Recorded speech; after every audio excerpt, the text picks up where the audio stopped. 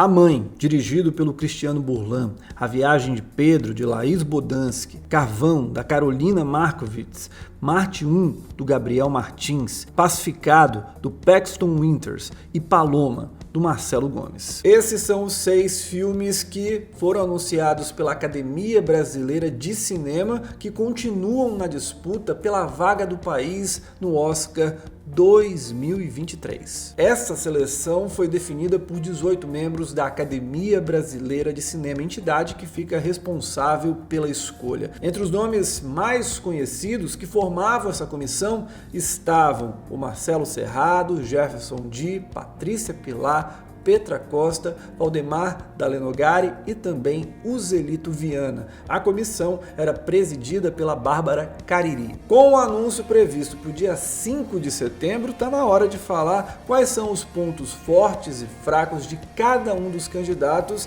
nessa disputa rumo ao Oscar 2023.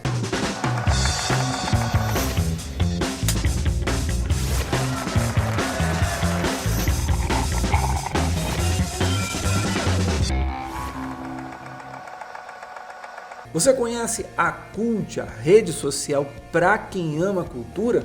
Ela é parceira do Cine7 e permite ao usuário organizar a sua vida cinéfila através de galerias. Você pode montá-las das mais diversas formas. Pode ter uma galeria dos filmes do Oscar 2023, do Oscar 2022, aquelas produções que você ama e também as que você não gosta, as que faltam também ver, enfim, opções não faltam. Então é isso, baixe o aplicativo da Cult na Play Store e participe gratuitamente dessa rede social ideal para quem ama cultura. Vamos então começar a lista falando de A Mãe, o novo filme do Cristiano Burlan. A história acompanha uma mãe em busca do paradeiro do filho que sumiu após uma operação policial violenta em uma comunidade periférica de São Paulo. Eu acredito que o filme tem 2 fatores muito fortes para chegar ao Oscar. O primeiro deles é a Marcela Cartacho. Ela está vivendo um grande momento desde Pacarrete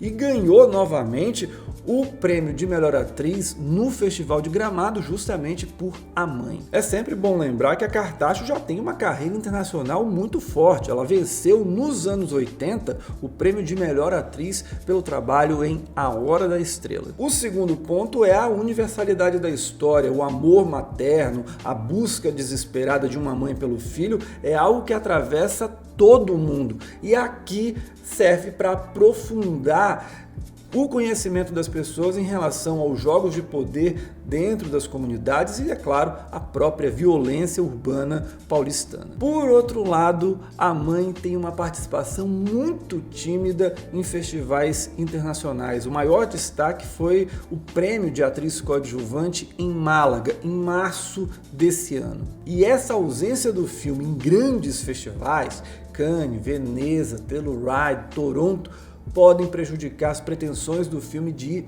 mais longe nessa disputa. Na minha visão, A Mãe será um azarão nessa disputa, igual o próximo candidato. Dirigido pelo Marcelo Gomes, Paloma acompanha a história da personagem título, vivida pela Kika Sena. Ela, uma mulher trans agricultora, deseja se casar com um namorado na igreja, porém a sociedade conservadora e o próprio padre do local irão se opor aos planos. Paloma pode ser beneficiado pela temática LGBTQIA+, que nunca sai de pauta, nunca sai de moda no cinema mundial.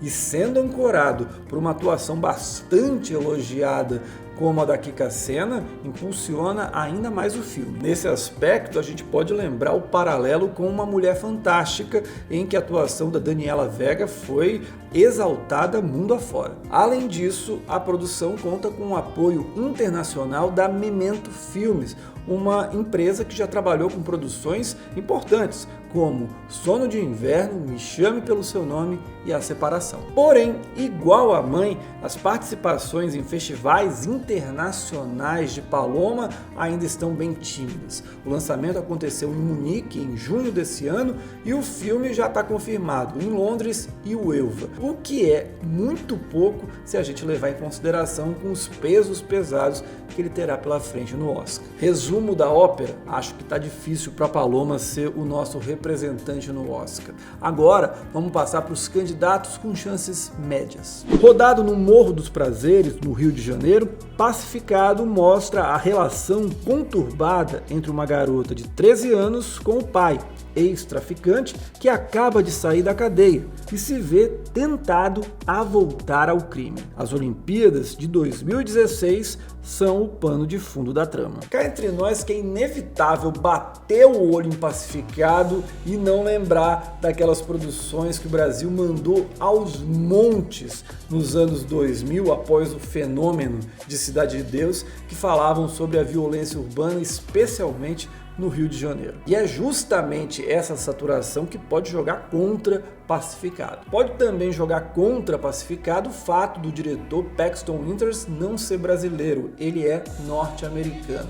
E aí muita gente pode lembrar do Babenco, só que o Babenco, apesar de ter nascido na Argentina, ele se naturalizou brasileiro lá nos anos 70. Logo, eu acredito que vai haver em algum momento esse debate de gente achando que não pode ser, tem que ser um filme de diretor brasileiro, tem que ser uma produção raiz só nossa, e outros que não. A produção é falada em português, ambientada no Rio de Janeiro. Isso pode acontecer num corpo de jurados que você tem gente das mais diversas vertentes, das mais diversas áreas, com pensamentos que podem ser conflitantes. Vamos ver se vai atrapalhar ou não. Porém, diferente de Paloma e A Mãe, Pacificado teve grande circulação em festivais nacionais e internacionais. Ganhou San Sebastián nas categorias de melhor filme, ator e fotografia, além de ter levado um júri popular da Mostra de São Paulo. A produção também passou pela Espanha, Cuba, Polônia e Miami. E o padrinho do filme nos Estados Unidos é forte. O produtor executivo de Pacificado é nada mais, nada menos do que o Darren Aronofsky. Sim,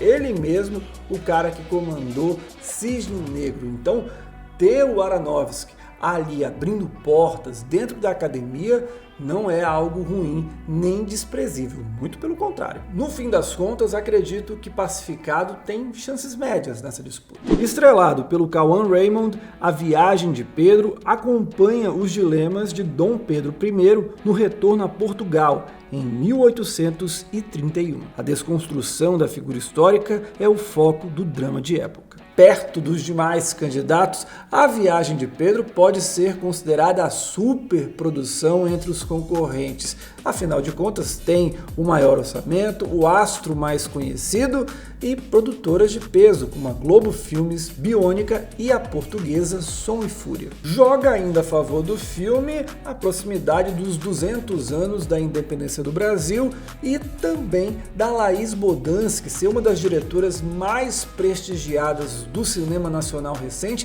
mas que nunca representou o Brasil no Oscar. E olha que ela bateu na trave com Bicho de Sete Cabeças e Como Nossos Pais. Por outro lado, sejamos honestos, se aqui no Brasil a gente já tem uma dificuldade interna de fazer o público se interessar pela história brasileira, imagina lá fora, onde muita gente não sabe detalhes da nossa independência, quem foi Dom Pedro I, II, a relação com Portugal.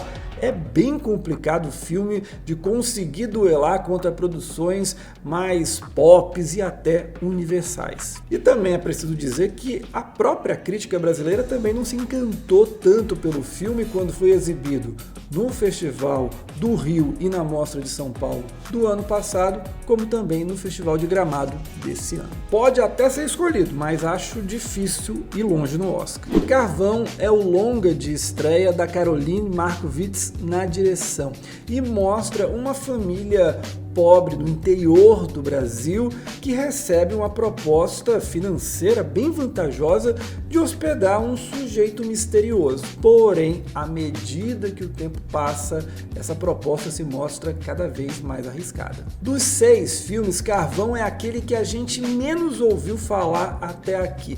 Porém, não significa que a produção estava em berço esplêndido, tranquila, sem fazer nada. Muito pelo contrário. O filme foi selecionado recentemente para San Sebastián e Toronto e já tem representação internacional, com a Urban Sales, que, entre outras produções brasileiras, já trabalhou no mercado internacional com As Boas Maneiras e Três Verões. Para completar, a Carolina pode aproveitar o bom relacionamento dela com a academia. Ela é integrante da entidade desde 2021. Agora, resta saber se a Carolina vai conseguir já emplacar uma nomeação no primeiro filme dela. Recentemente, o Daniel Rezende com Bingo e a Bárbara Paz com Babenco conseguiram esse feito. Porém, o Daniel já tinha sido indicado ao Oscar de melhor montagem por Cidade de Deus, enquanto a Bárbara Paz, que além de falar do Babenco, um dos diretores brasileiros mais respeitados mundo afora, ela também tinha vencido o Festival de Veneza em melhor documentário. É um desafio para Carolina, mas eu acho que Carvão tem boas chances de ser o indicado. Só não é o favorito porque tem esse filme aí. Marte 1 acompanha a história de uma família mineira com seus sonhos e desilusões. Temos uma mãe assombrada pelo temor da morte, enquanto o pai, que é porteiro de um prédio, tem o desejo de ver o filho caçula se tornar craque do Cruzeiro. Porém, o sonho do menino é ir para Marte. Completando o quarteto, tem a irmã, que começa a se envolver com uma mulher. Marte 1 tem alguns aspectos que a academia adora abraçar. É uma história universal, familiar, com uma criança de protagonista. Isso faz o filme conseguir dialogar com o máximo de plateias. Foi lançado em Sundance, ganhou prêmios em São Francisco e Los Angeles e recentemente conquistou 4 quiquitos no Festival de Gramado, inclusive o júri popular. Marte 1 também já tem distribuição nos Estados Unidos com a Magnolia Pictures, o que é fundamental para iniciar logo uma campanha rumo ao Oscar, com todas as suas estratégias. E a escolha do filme também pode ser uma maneira da Academia Brasileira de Cinema prestigiar o cinema mineiro e especialmente a filmes de plástico, que tem sido brilhante nos últimos anos. Resumindo, acredito sim que Marte 1 é o grande favorito para a vaga brasileira no Oscar 2023. Vamos torcer então para a Academia Brasileira de Cinema fazer a melhor escolha na segunda-feira, dia 5 de setembro. E você vai conferir todos os detalhes nas redes sociais do Cine7 e, é claro, aqui no YouTube. Segunda-feira, 18 horas, eu retorno para falar das previsões iniciais para o Oscar 2023 de melhor ator. Tem Brendan Fraser, Adam Driver, Tom Cruise e por aí vai. A gente se encontra, até a próxima, tchau!